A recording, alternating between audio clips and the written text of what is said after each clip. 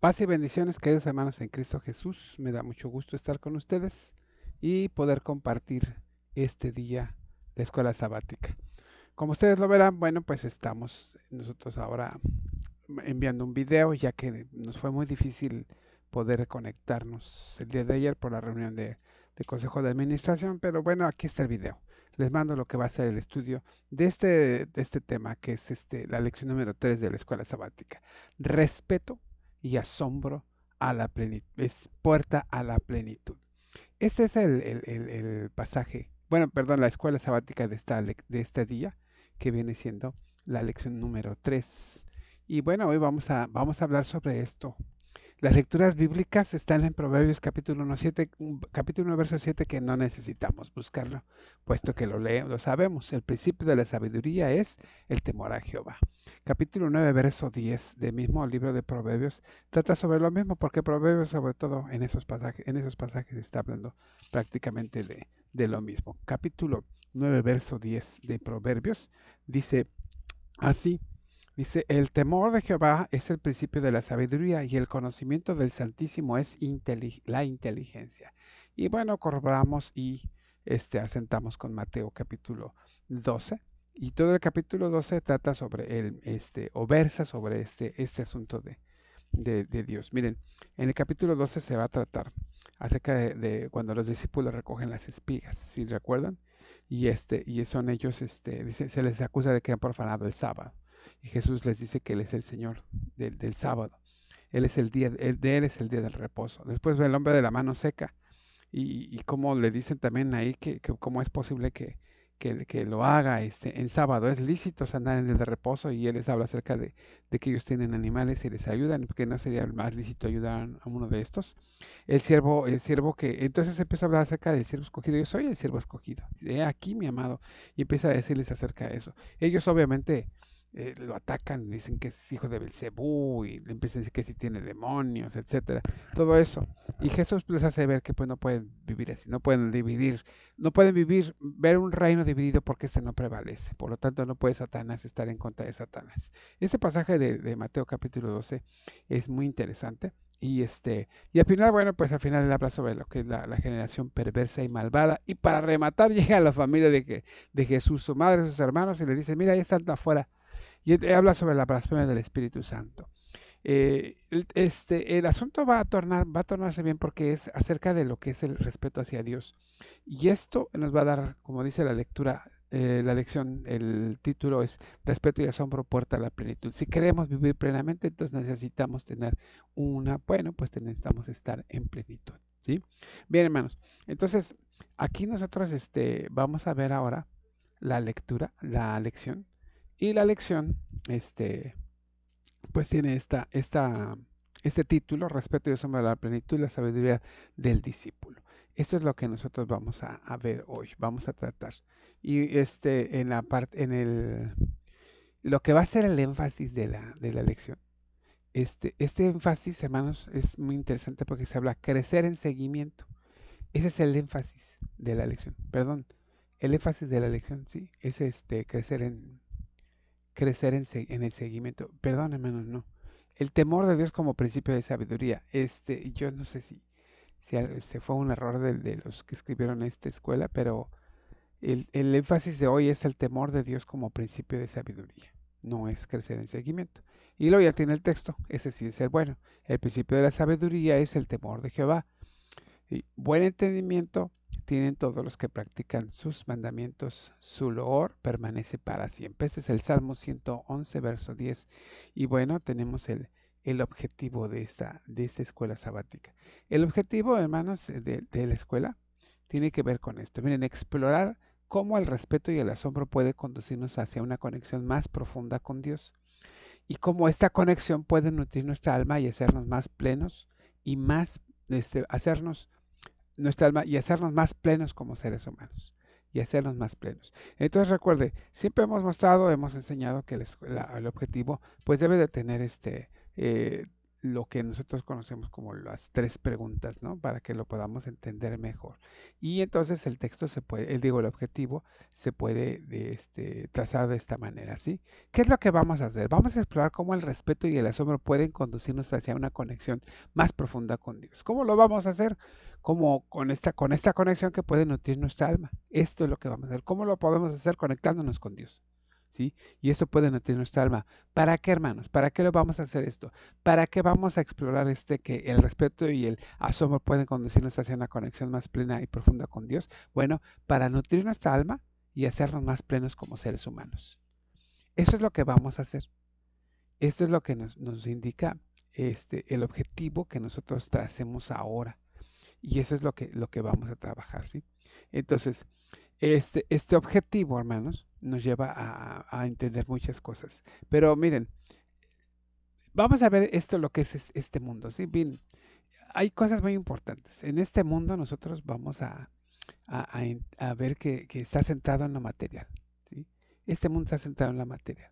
Cada vez más rápido y centrado en lo material. Es fácil perder de vista la belleza y el significado que yacen más allá de nuestra realidad cotidiana.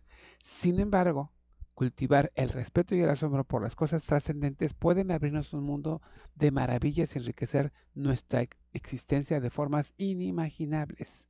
Esto es lo que vamos a tratar de ver. Miren, en la tradición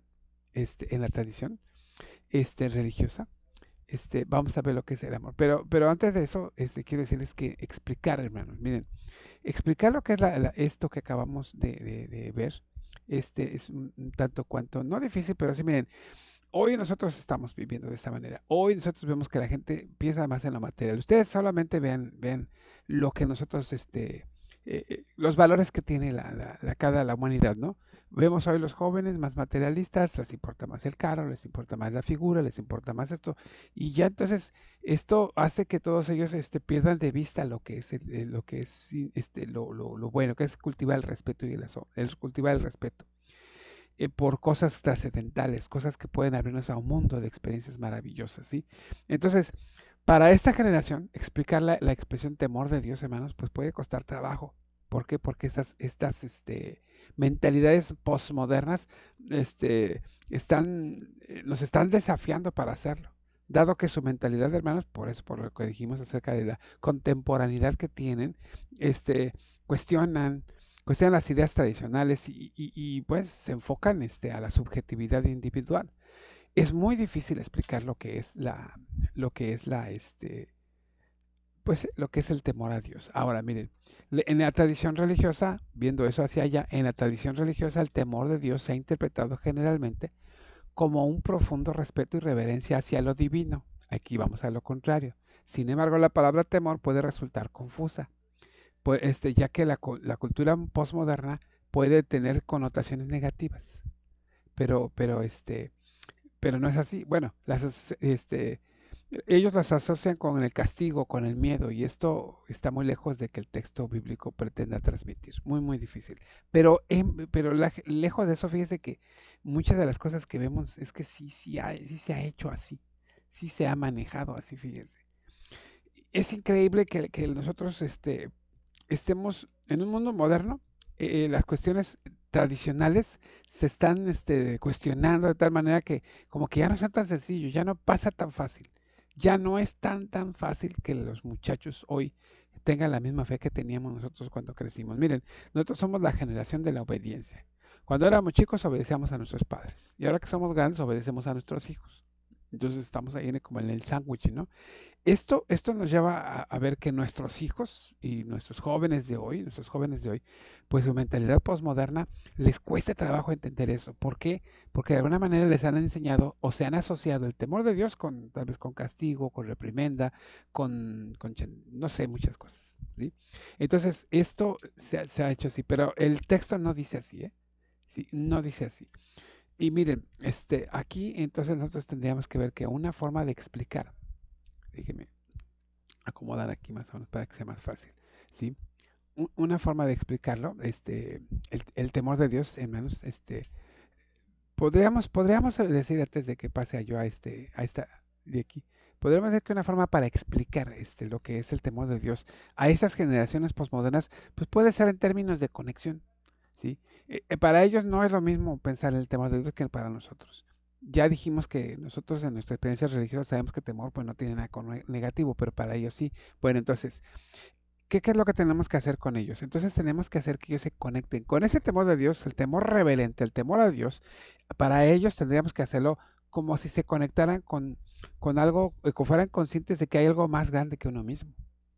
Y que eso, en lugar de interpretarlo como un miedo o como miedo, puede entenderse como una actitud de humildad, respeto, asombro frente a lo trascendente. Es decir, miren, frente a Dios, pero también lo que hace la vida misma es algo más grande que nosotros. No tenemos dominio ni control absoluto en ella. Acabamos de ir, bueno, mi esposa acaba de ir a un sepelio de una tía y bueno, todo el mundo piensa que vamos a ser eternos, pero no, y nos preparamos para todo menos para la muerte. Nunca estamos preparados para la muerte. Nos preparamos para la vida, que voy a estudiar, que voy a comer, que voy a vestir, con quién me voy a casar, con quién voy a vivir, etcétera. Pero no nos preparamos para la muerte. Y esa es una de las cosas que nunca van a fallar. Entonces, si esto nos detiene, entonces tenemos que pensar en cómo trascender todo esto. Entonces, no pensamos en lo trascendente, no pensamos en lo más allá, no tenemos dominio sobre estas cosas, pero la vida que proviene de Dios, sí. Por eso es más grande que nosotros. Nosotros vamos a pasar, o nosotros pensaremos y pasaremos, llegaremos al final de nuestra jornada, pero la vida tiene que continuar. ¿Qué hay? ¿Qué hay más grande que la vida? Entonces, aquí es donde los chicos tendrían que pensar muy bien acerca de lo que es el temor a Dios. Por lo tanto, ahora sí regreso a la imagen y les digo, este, el temor a Dios también puede comprenderse como reconocer que nuestras acciones tienen consecuencias. Si el origen de la sabiduría es el temor del Señor y la época actual ¿sí? Se caracteriza por la falta de humildad, respeto y asombro ante lo trascendente, entonces en consecuencia será difícil ver que las generaciones actuales desarrollen sabiduría de Dios. Mm. Miren, el temor de Dios también puede comprenderse como reconocer que nuestras acciones tienen consecuencias, ¿sí? Y en ese sentido, allí es donde tenemos que vivir. El origen de la sabiduría, hermanos, es el temor del Señor. Así lo dice Proverbios 1:7. El principio de la sabiduría es el temor al Señor. Entonces tiene un principio, tiene un arranque, como quien dice. Y ese arranque es el que es donde está, es donde nosotros vamos a estar. Allí en ese arranque. ¿Y cuál es el principio de la sabiduría? El principio es la sabiduría, del temor es la sabiduría. Hay que conocer. Con base en todo entonces a todo esto, llegamos a una primera conclusión. Y es que si el origen de la sabiduría es el temor del Señor y la época actual se caracteriza por la falta de humildad, respeto y asombro ante lo trascendente, entonces en consecuencia sería difícil ver que las generaciones actuales desarrollen sabiduría de Dios. ¿Ya ven por qué no la tienen? ¿Por qué? Porque lo anterior nos dice que ahí está el origen. Y si nosotros hoy en la posmodernidad no le estamos dando prioridad a eso que es la sabiduría, el conocimiento de Dios, pues entonces ahí es donde, como dicen por ahí vulgarmente, donde la puerca torció el rabo. Hermanos míos, seguimos entonces. Si nosotros vemos esto, si lo entendemos así, entonces tendríamos que ser que el respeto, hermanos, a la posibilidad de aprender de Dios el respeto nos abre la posibilidad. O sea, si no tenemos respeto, no nos acercamos con respeto, no vamos a poder enseñar nada. Miren, yo en mi experiencia como profesor, como soy profesor, yo soy profesor de educación musical escolar, todos lo saben. Entonces, cuando yo llego con mis alumnos, lo primero que tengo que inculcarles en ellos es el asunto del respeto a la música. Sí, y les enseño lo que hay, cómo es, y que en todas partes hay, y les empiezo a poner películas en música, y luego con música, sus series, a veces el otro día hicimos un ejercicio que hablábamos acerca de la música del reggaetón, y todos, no, que el reggaetón qué bonito, y yo les dije, ¿usted sabe lo que es la violencia de género? Bueno, sí, sí, bueno, hablando en sus términos, ¿verdad? No, que sí sabemos que es bueno, quítenle la música al reggaetón, y es violencia de género. Y dije, y empezaron a quitarle, empezaron a ver la pura letra. Ay, hermano, sí. Entonces, vean cómo la música cambia el asunto. Entonces, cuando yo llevo a mis alumnos hacia allá y entran en ese terreno, entonces se abren a la posibilidad de aprender música. Dicen, bueno, entonces vamos a aprender. Porque si todo tiene música, Bueno, pues entonces hay que ver qué podemos hacer. Y ya esa es la entrada. Ahora, aquí pasa algo igual. Sí, hermanos, el respeto nos abre la posibilidad de aprender a Dios. Sin respeto, pues entonces no podríamos hacerlo. ¿Eh? Bien, entonces miren, el respeto es la base para cualquier relación significativa y el Padre no es una excepción. Sí, todo lo contrario, es el punto de partida. El respeto hacia el Dios trascendente implica conocer su grandeza y su poder y honrarlo con humildad y reverencia. Al mostrar respeto a Dios nos abrimos a la posibilidad de aprender de Él y experimentar su influencia transformadora en nuestras vidas. Hermanos, qué importante está esto. Miren, una de las cosas que nosotros podemos y tenemos que reconocer del pueblo de Israel es que le tienen un temor y un respeto a Dios. Y eso ha trascendido por generaciones. Esto hace que ellos, entonces, en ese sentido, sí, solo ellos, pues puedan estar cerca de Dios, que quisiéramos que muchos lo tuviésemos. Pero ¿cuál es el problema? Es que ellos no han perdido el respeto, el temor al Señor. Y el temor es el asunto de aprender. Miren, veamos a ver cómo se evidencia esto, incluso en los mismos fariseos. Mateo 12, capítulos versos 22 al 32, está narrando acerca de lo que les estaba diciendo hace rato, ¿no? Acerca de lo que es la blasfemia contra el Espíritu Santo. Quiero que lo escuche con atención. Mire, entonces fue traído a él un endemoniado ciego y mudo, y le sanó de tal manera que el ciego y mudo veía y hablaba. Y toda la gente estaba atónita y decía, ¿será este aquel hijo de David? Mas los fariseos al oírlo decían, este no echa fuera los demonios sino por Belcebú, príncipe de los demonios. Sabiendo Jesús los pensamientos de ellos, les dijo, todo reino dividido contra sí mismo es asolado y toda ciudad o casa dividida contra sí mismo no permanecerá.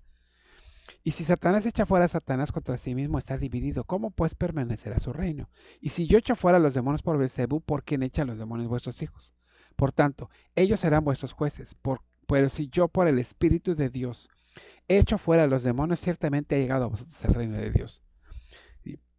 Porque ¿cómo puede alguno entrar en la casa del hombre fuerte y saquear sus bienes si primero no le ata y entonces podrá saquear su casa? El que no es conmigo contra mí es, y el que conmigo no recoge desparrama. Por tanto os digo, todo pecado, todo pecado y blasfemia será perdonado a los hombres, mas la blasfemia contra el Espíritu Santo no le será perdonada. A cualquiera que dijere alguna palabra contra el Hijo le será perdonada, pero al que hable contra el Espíritu Santo no le será perdonado, ni en este siglo ni en el venidero. Y entonces, luego entonces, hermanos, aquí nosotros vemos que esto es muy importante, hermanos, porque si es así, entonces Dios les está llevando, o perdón, Jesús está llevando a los fariseos a que tomen una posición, o se van de un lado o se van del otro, ¿sí? Entonces vean cómo ellos están teniendo falta de respeto hacia Dios, porque dicen, echa fuera a los demonios, ¿ok? Ustedes toman la posición. Si yo echo fuera a los demonios, pues sus hijos, ¿por qué los echa? Si no puede ser, o sea, lo que me dicen ustedes está mal, porque miren, sus hijos echan demonios, sí, bueno, ¿cómo puede estar echando demonios y ser de Belcebú o ser del diablo yo?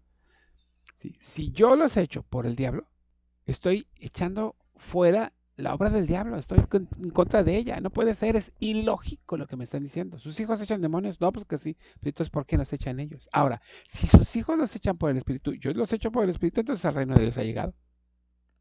Aquí está. Y háganle como quieran. Entonces vean cómo los fariseos han perdido la capacidad del respeto por las cosas sagradas. ¿Sí? A pesar de que los judíos de hoy tienen mucho respeto a Dios, pero ellos ante Jesús, ante el Mesías, perdieron todo eso. Le adjudican a Belcebú las obras de Dios. ¿Sí? Y puede haber otras maneras de blasfemar contra Dios, claro, cuando negamos la obra de Dios. Siempre que neguemos la obra de Dios, entonces nosotros estamos blasfemando contra el Espíritu Santo. ¿Sí? Al manifestar falta de respeto ante lo sagrado, ¿sí? Si los fariseos se privaron de aprender de Dios y experimentar la transformación de sus vidas, ¿qué perdemos nosotros? Igual lo mismo. ¿Cuál es el problema? Nosotros estamos perdiendo, nos estamos dejando. Miren, el respeto, hermano, no se hace evidente exclusivamente en el culto, ¿eh? Porque a veces pensamos, aquí en el culto sí. No, porque hay cuestiones cotidianas en las cuales nosotros podemos evidenciar que estamos perdiendo respeto por lo sagrado. ¿Cómo expresa usted su respeto por lo trascendente, fuera de lo que es la iglesia? nuestro comportamiento, nuestras palabras, nuestras actitudes, nuestra vida misma, nuestro respeto por los demás, por el prójimo, nuestro respeto por Dios en las cosas sagradas. Todas estas cosas hacen que nosotros evidenciemos si estamos o no. Jesús les decía, tomen posición ustedes, indiquen ustedes qué van a hacer, en dónde están, con quién están. Igual nosotros tendríamos que tomar una posición y decir, bueno, si lo hago o no lo hago. O solo ser respetuoso en el templo y afuera no. Cuando mi vida está congruente con lo que yo digo en el templo, en la iglesia, en los cultos, entonces, hermanos, pues estoy teniendo una vida congruente, estoy teniendo respeto por Dios. Pero ¿cuál es el problema? Que afuera le perdemos el respeto a Dios. Entonces hacemos y tomamos posiciones diferentes. Porque adentro decimos una cosa y afuera a lo mejor somos hasta pro abortos. No, es un ejemplo, ¿no? ¿Sí? Entonces, hermanos, vean, el respeto por Dios entonces abre la posibilidad que aprendamos de Dios, pero sin respeto no. Ahí están los fariseos, que ya lo evidenciamos. Entonces, luego entonces nosotros tendríamos que pensar que tenemos que respetar a Dios. Dice Juan 17:3, en esto consiste la vida eterna, que te conozcan a ti el Dios verdadero. Y conocer no quiere decir nada más, ay, aquí estoy y soy yo y se acabó. No, conocer significa una relación íntima. Dice que José no conoció a su mujer María hasta después de dar a luz a Jesús. Conocer entonces resulta ser una relación íntima entre los dos. Adán conoció a su mujer y tuvieron un hijo, o sea, fueron una relación íntima. Isaac conoció a Rebeca y tuvieron una relación íntima para poder tener hijos. Bueno, nosotros con Dios debemos tener una relación íntima, conocerlo. Y ahí es donde comienza la sabiduría, ahí es donde comienza a saber de Él. Y entonces saber más de Él nos lleva hacia el respeto. Por eso el asombro nos permite, hermanos, abrirnos hacia nuevas perspectivas, hacia nuevas formas, hacia unas experiencias diferentes. Miren, el asombro, hermanos, es una respuesta natural ante la grandeza, ante la belleza que nos rodea. Nos lleva más allá de la superficialidad y nos invita a sumergirnos en la profundidad y la complejidad del mundo. Miren, el asombro nos permite conectarnos con Dios, que nos trasciende, y al hacerlo nos abrimos a nuevas perspectivas y experiencias, ¿sí? Entonces, vean ustedes, lo que está sucediendo entre nosotros es que no podemos nosotros pensar de otra manera más que a la luz de lo que la Escritura nos dice. Dejémonos asombrar, porque eso nos permite abrirnos a nuevas experiencias. Mire, fíjese, por ejemplo, para no estar yo diciendo cosas que no debo. Capítulo 12, versos 38 al 42 dice así en este mismo pasaje.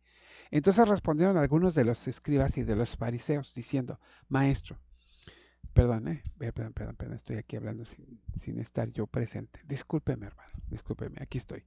Entonces respondieron algunos de los escribas y de los fariseos, diciendo, Maestro, deseamos ver de ti señal. Él respondió y les dijo, la generación mala y adultera demanda señal, pero señal no les será dada sino la señal del profeta Jonás. Porque como estuvo Jonás en el vientre del gran pez 3 días y 3 noches, así estará el Hijo del Hombre en el corazón de la tierra 3 días y 3 noches. Los hombres de Nínive se levantarán en el juicio con esta generación y los condenarán, porque ellos se arrepintieron a la predicación de Jonás, y aquí que más que Jonás está en este lugar. La reina del sur se levantará en el juicio con esta generación y le condenará, porque ella vino de los fines de la tierra para oír la sabiduría de Salomón, y aquí más que Salomón en este lugar. Entonces, miren, responda, vamos a ver esto entonces.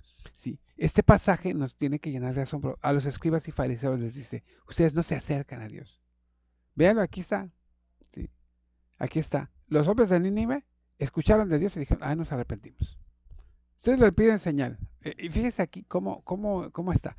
Le piden señal. Y él dice, así como estuvo Jonás en el vientre del gran pez, porque será la enseñanza que tienen ahí ellos. Eso es lo que decía su Torah, que hubo un hombre que estuvo en el vientre de un pez 3 días, 3 noches, salió y predicó a los de Nínive, y los de Nínive se arrepintieron. ¿Qué hicieron los de Nínive?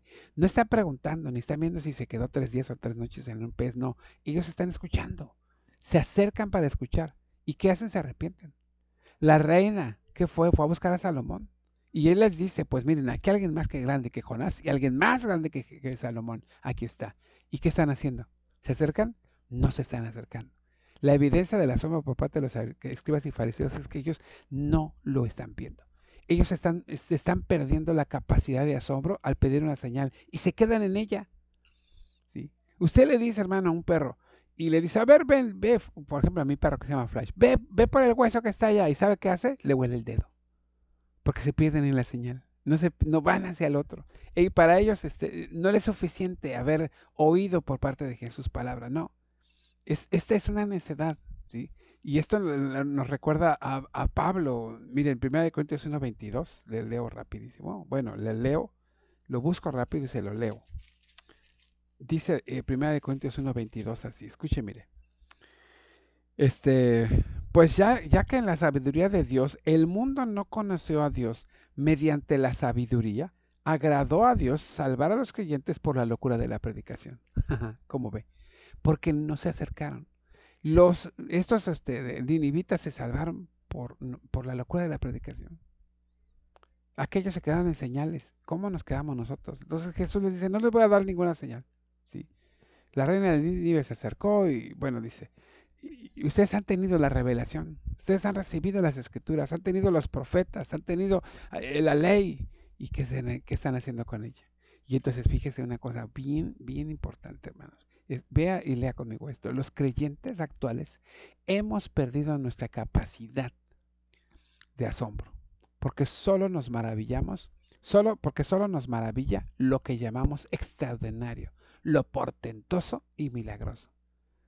Y algunos ejemplos se pueden dar acerca de que se puede evidenciar la ausencia de asombro por las obras de Dios. Si ya no es escándalo, si ya no es grande, si no es portentoso, si no es maravilloso, si no es así de grandioso y de maravilloso, hermanos, si no es así, no lo creemos. Necesitamos ver para creer, diría Tomás, el Dídimo. Yo hasta no ver, no creer. Pero así está el asunto. Así se maneja. Por lo tanto, hermanos, es un asunto que tenemos que entender que nosotros no podemos perdernos esa capacidad de asombro. ¿Sí? ¿Cómo podemos hacerlo? ¿Qué deberíamos estar haciendo? Bueno, pues hermanos, deberíamos estar manejando con esa capacidad de asombro, estar conscientes de la presencia del Creador. Una de las cosas que nos atrasa mucho, hermanos, es que no estamos conscientes de la presencia del Creador. Fíjese bien. Mire, la espiritualidad en sus diversas formas, ¿sí?, nos conecta con lo divino y nos invita a explorar el propósito y el significado de nuestra existencia. ¿Sí? Al abrirnos a las enseñanzas espirituales y practicar la meditación o el cultivo interior, podemos experimentar una conexión más profunda con lo trascendente. Del mismo modo, el conocimiento nos permite expandir nuestros horizontes y adentrarnos en los misterios del mundo y del universo, generando asombro y respetando por la vastedad y la complejidad de la realidad. Hermanos, tremendo esto. Miren, yo les voy a decir que lo que el Señor hace en nuestras vidas es tremendo. Y a veces queremos o nos quedamos solo con lo que decía hace rato, ¿no? Lo asombroso y lo portentoso. Si no es así, como que no le creemos, no lo tenemos. Pero déjeme decirle que en las cosas sencillas, en las cosas tan simples. ¿Sí? Me preguntaba un varón que estaba platicando estos días, me dice, es que los cristianos no prohíben bailar. No, nos prohíben bailar. Pero entonces hay que bailar. Vamos a hacer la fiesta y bailamos. Si no se los prohíben, no tienen ningún problema. No sé, pero el problema es que no, tampoco nos escandalizamos. ¿Cuál es la situación? Que miren, estamos tan llenos de Dios que no necesitamos bailar, no necesitamos tomar, no necesitamos dormir, divertirnos como lo hace el mundo. ¿Por qué? Porque Dios es nuestro centro, Dios es lo que trasciende nuestras vidas. Conocer a Dios es lo máximo, es mejor que estar en el mundo. Prefiero estar un día dentro de tus atrios que 1000 fuera de ellos. Estar en tu presencia me extasia, me llena.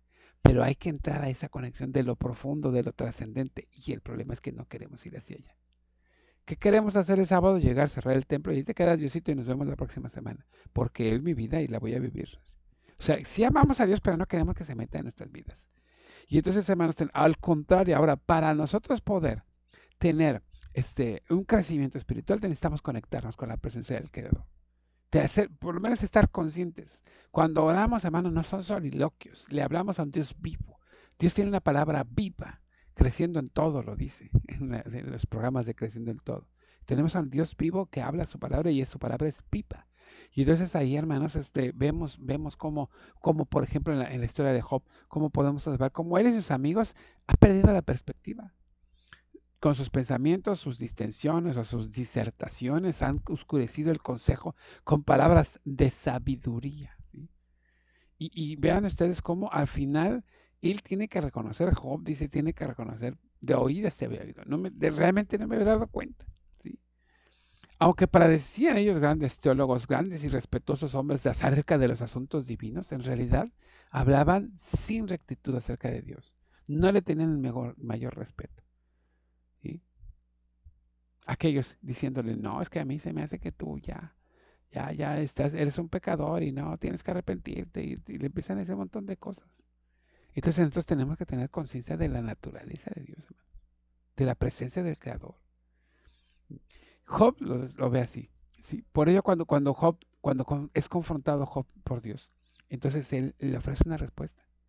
Y le hace desde el torbellino, le hace ver y decir, mira aquí, desde el caos, desde el desorden, desde la fuerza amenazante, y no de donde ellos tenían las expectativas, no en el orden, la armonía, la belleza, no. El Señor siempre va a causar asombro, está y es impredecible y actúa como a Él le parece bien. Por ello, es sabio mantenerse abiertos al asombro, dejarnos asombrar por Él. ¿Sí? Y entonces es cuando en acto seguido, después ya el Señor invita a Job a hacer una contemplación de la naturaleza. ¿Sí? Allí es donde está, miren, le habla acerca, le pregunta acerca de los eventos que ocurrieron en la creación. ¿Estabas ahí cuando yo hice esto, cuando yo hice aquello, cuando yo puse esto? Lo dice capítulo 38 al 41.